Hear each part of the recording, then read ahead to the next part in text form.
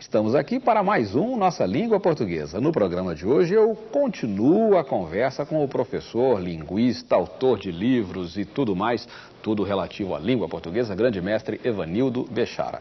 Não saia daí, eu volto já já. Língua portuguesa, nossa língua portuguesa, nossa língua, nossa língua, nossa língua portuguesa. Nossa língua. Nossa língua portuguesa.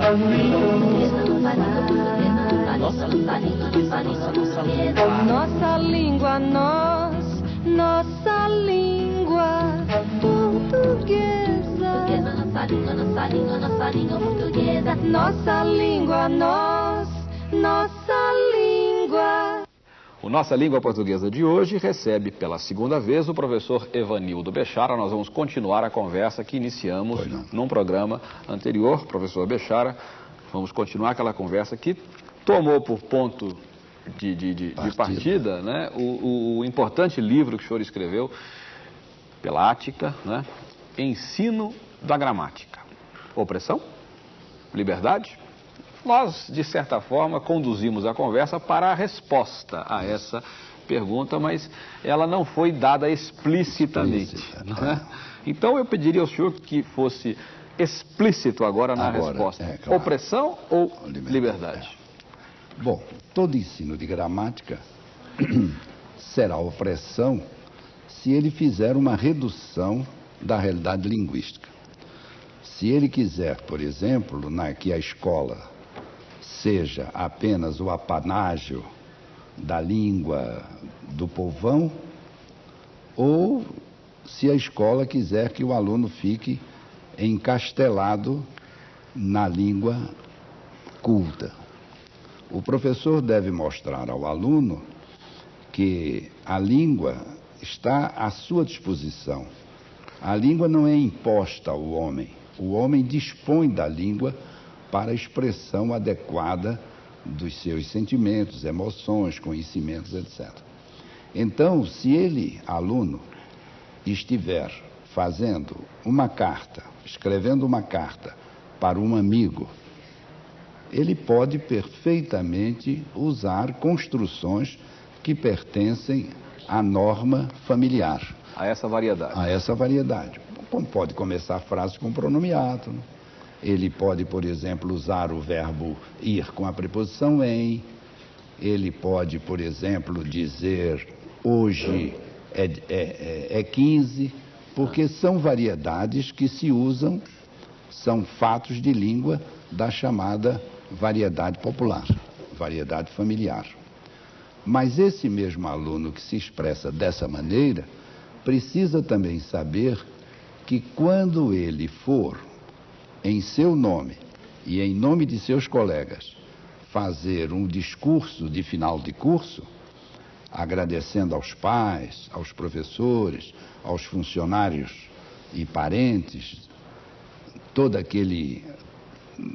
aquela sua vitória, ele terá de modelar esse discurso na língua exemplar.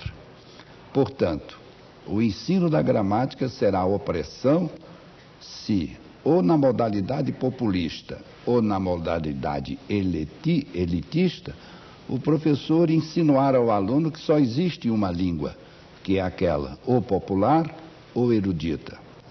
E será liberdade quando o professor oferece ao aluno a possibilidade de ele escolher a sua variedade adequada ao momento em que ele se vai expressar, ou oralmente ou por escrito. Muito bem, e aí eu pergunto ao senhor, a gramática parece então fundamental para que se domine essa outra variedade. O que ensinar de gramática ao aluno? Qual é a diferença entre a gramática e a gramatiquice? O que deve ser deixado de lado? Eu vou fazer uma pergunta concreta. O senhor acha que professor de português precisa ficar perdendo tempo ou não sei, com a diferença entre adjunto adverbial de meio e de instrumento, por exemplo? É uma coisa importante para o domínio dessa variedade ou não? O que o senhor pensa disso? Olha, Pasquale, aí nós entramos num problema de teoria linguística. Uma língua, ou melhor, a linguagem humana, apresenta 3 dimensões. A dimensão universal, que é a dimensão do pensar, é a interpretação. A dimensão idiomática, que é a dimensão histórica da língua, tanto que não existe língua sem adjetivos, só existe língua portuguesa, língua francesa, etc. E a dimensão do texto. Então, ensinar gramática é dizer que aquele termo é uma adjunta adverbial e não uma adjunta nominal ou um sujeito. Isso é ensinar gramática. Agora, se no texto ele quer saber se esse adjunto adverbial exprime meio ou circunstância, então ele já não está mais no domínio da gramática, no domínio da língua. Ele está no domínio do texto, da interpretação. no domínio da interpretação. Então, o professor, eu agora fiz uma nova edição das lições de português e fiz essa nova edição com correções de exercícios. Então, eu digo ao professor, a análise sintática interessa apenas que o aluno saiba que se trata de uma adjunta adverbial. Quer dizer, é um modificador do verbo. E de preferência que isso seja levado a todas as consequências gramaticais, pontuação, concordância e por aí vai. Quer dizer, se é uma adjunta adverbial, ele entra na frase numa relação sintática. Essa relação sintática implica colocação na frase, pontuação, ritmo frasal, concordância, uma série de fatos linguísticos que são estudados na gramática. Mas quando o professor sai do adjunto adverbial para dizer ao aluno se é de meio ou de instrumento, ele já saiu da gramática, ele já entrou no texto. Já não é da competência da gramática, já é da competência do texto, da linguística do texto.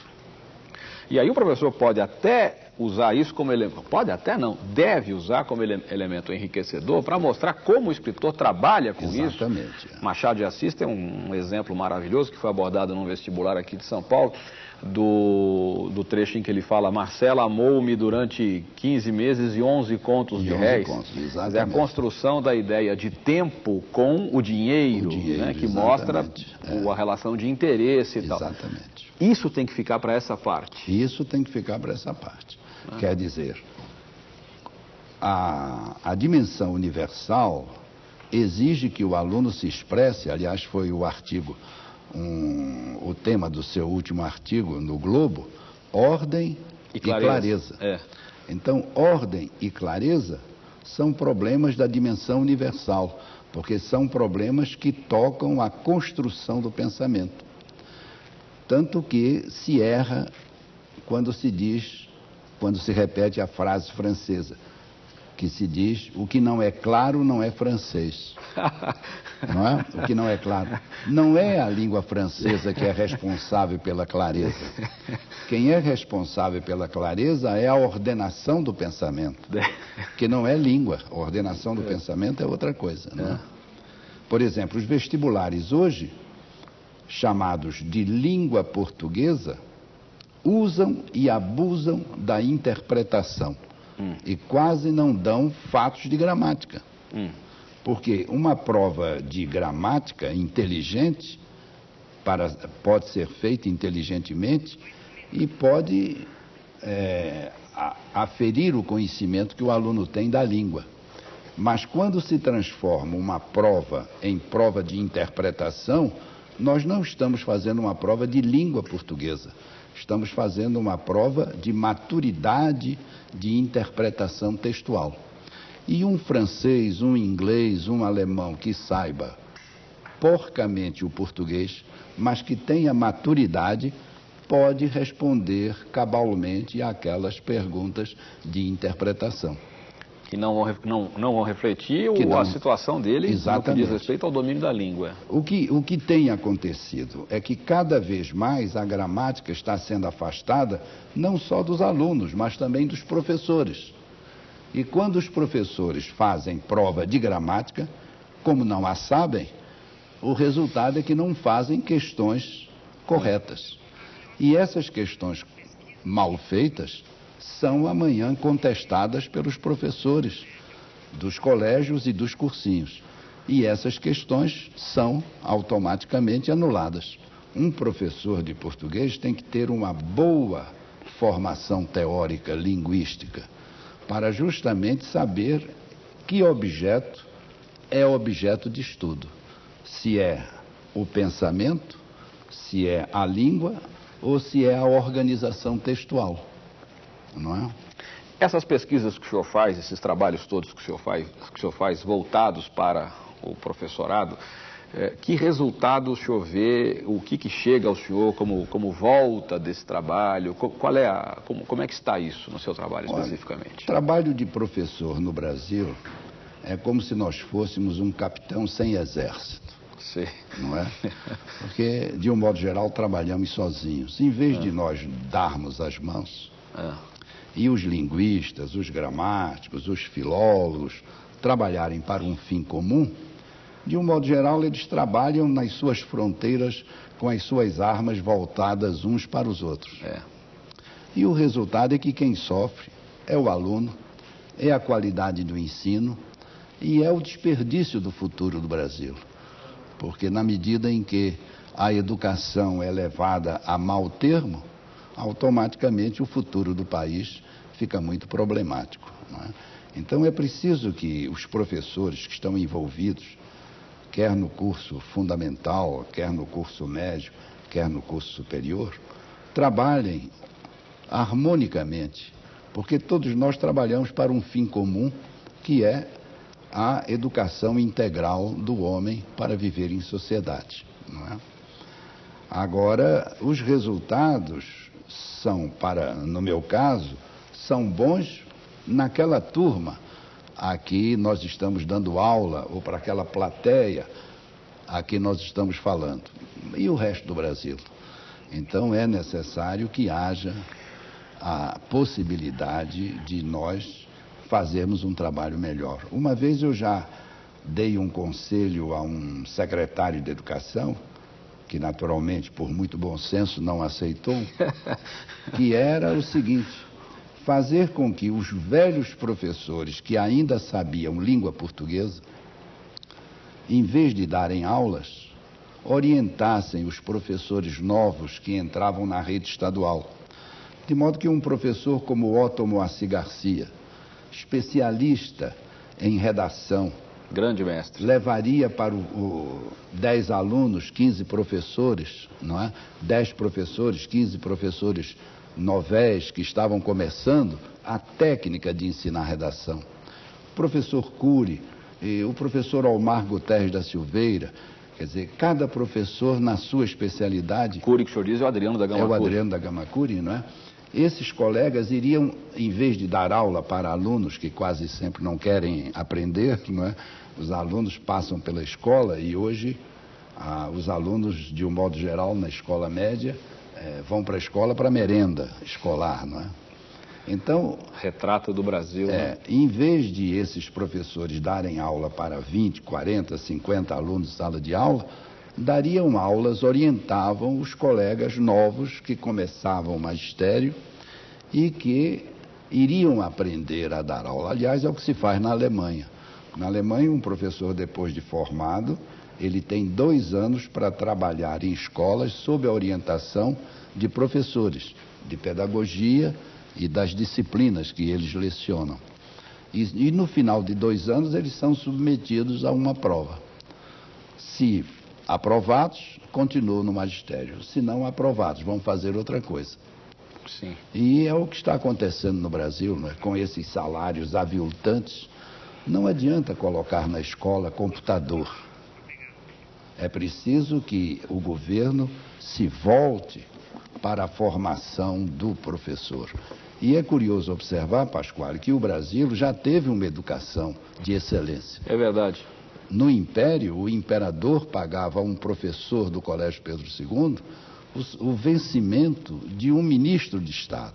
E aqui em São Paulo, no estado de São Paulo, o professor estadual já recebeu exatamente como um juiz. Exato. Nós, quando eu entrei para o Distrito Federal, naquele tempo era Distrito Federal, depois passou a Estado da Guanabara, nós ganhávamos um pouco menos que um coronel. Hoje um professor ganha o que um soldado raso ganha.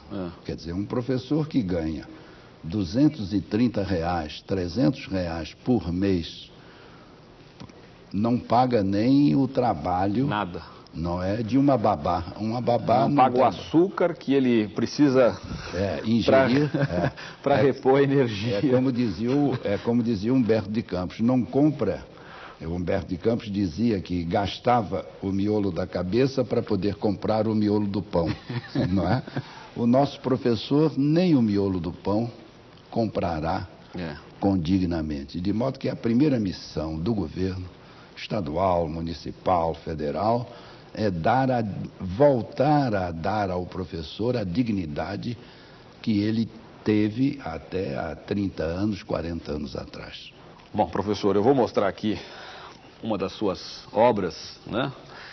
Uma gramática sua, e nós vamos tratar um pouco de gramática especificamente. Eu convido o senhor mais uma vez para participar dos módulos de discussão gramatical. Com muito prazer. Mas a entrevista fica por aqui. Por enquanto, eu agradeço ao senhor. Pois não. Nós vamos para um pequeno intervalo. Daqui a pouquinho, nossa língua portuguesa está de volta. Nós vamos agora para a segunda parte do programa e contamos com a valiosíssima participação do professor Bechara. Muito obrigado. Professor, temos aqui uma dúvida de uma telespectadora de Brasília. Ela se chama Ana Tereza Matos. E ela quer saber o seguinte: qual é o correto?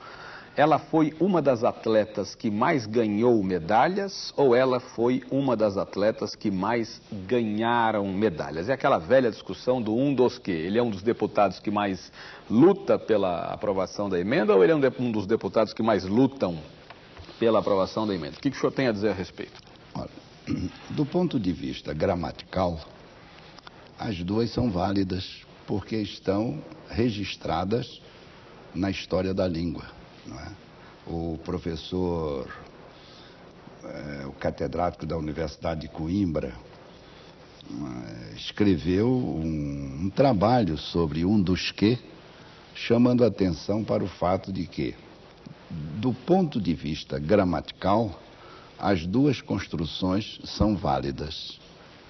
Agora, do ponto de vista estilístico, isto é, do que se quer dizer algo mais do que a regra de gramática, elas são diferentes.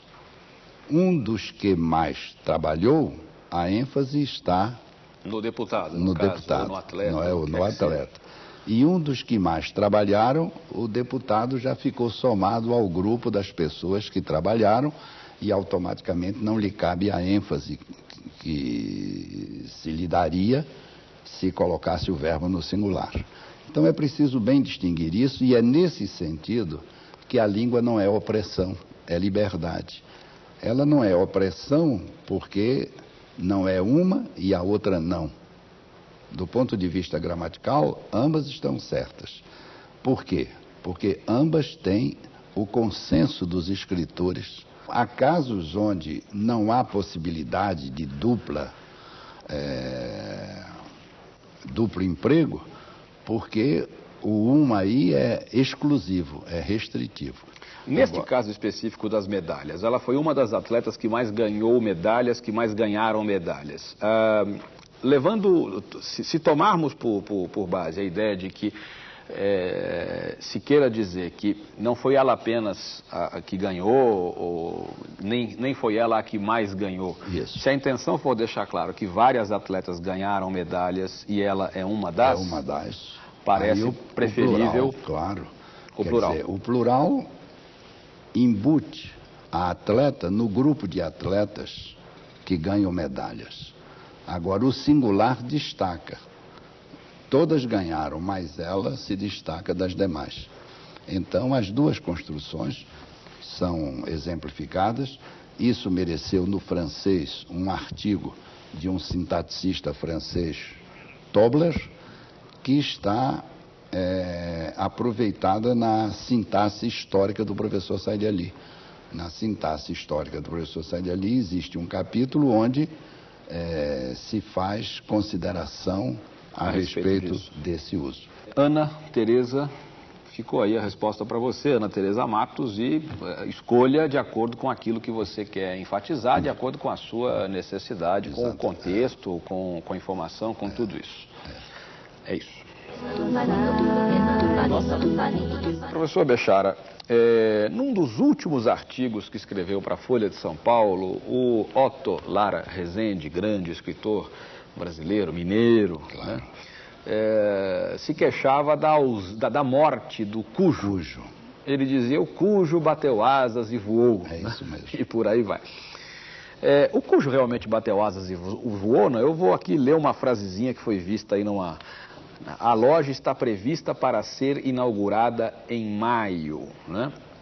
Ou ainda, uma obra que está prevista para ser inaugurada em setembro e por aí vai. Que poderia ser uma obra cuja inauguração está prevista e tal. O cujo bateu asas e voou ou não? Olha, o cujo já bateu asas em latim, né? Já em latim.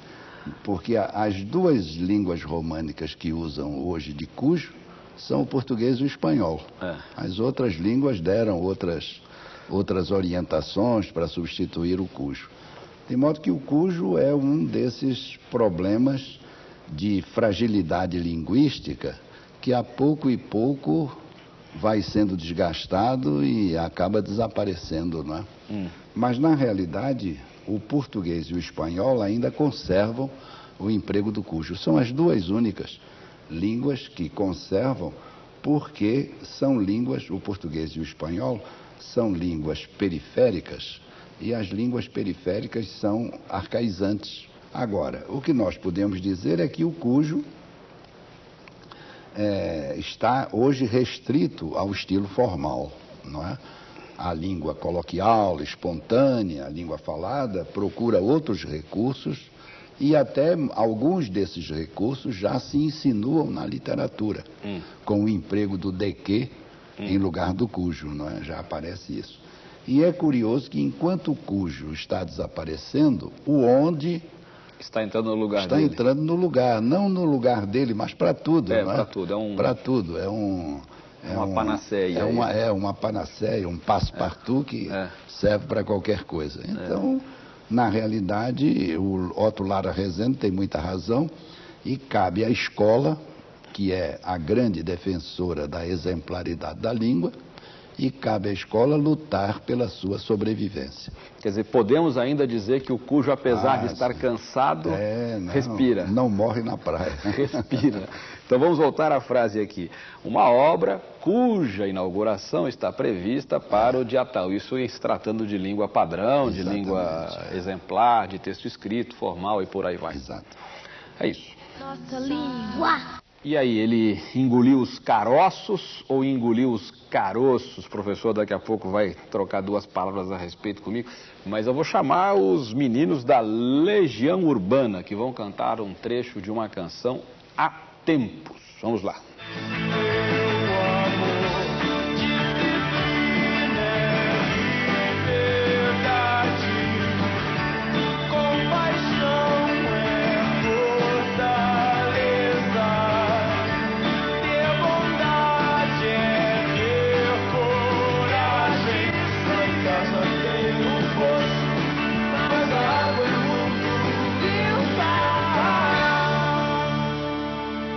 Pois é, a letra diz: lá em casa tem um poço.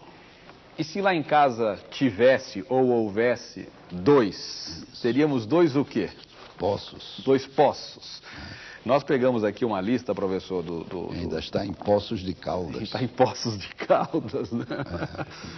Aliás, o senhor frequenta São Lourenço, Minas Gerais, né? E eu lá estive outro dia. Muito bem. Nesse seu livro, nessa sua gramática, não é? Moderna gramática da língua portuguesa, moderna gramática portuguesa, né? O senhor traz uma lista de casos em que ocorre a metafonia. Vamos explicar ao telespectador o que é a metafonia. Meta, mudança, alteração, fonia, né? Relativa ao som e tal.